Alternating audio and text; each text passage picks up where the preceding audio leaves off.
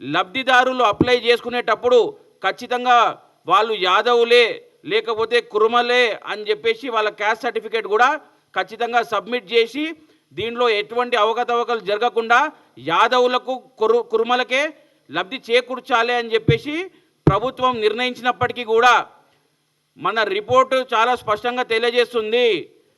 చాలా అవకతవకలు జరిగినాయి.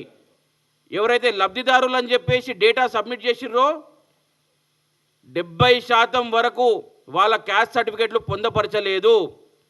ఎంక్వైరీ చేస్తే చాలామంది లబ్ధిదారుల ఆచూకీ లేదు, ఉట్టి పేర్లే ఉన్నాయి తప్ప వాళ్ళు ఎవరు ఎక్కడ ఉన్నారు, వారికి నిజంగా లబ్ధి చేకూరిందా, వాళ్ళకి అప్పజెప్పిర్రా అనేటువంటి దానికి ఎటువంటి సాక్ష్యాలు లేవు, సాక్ష్యాధారాలు లేవు.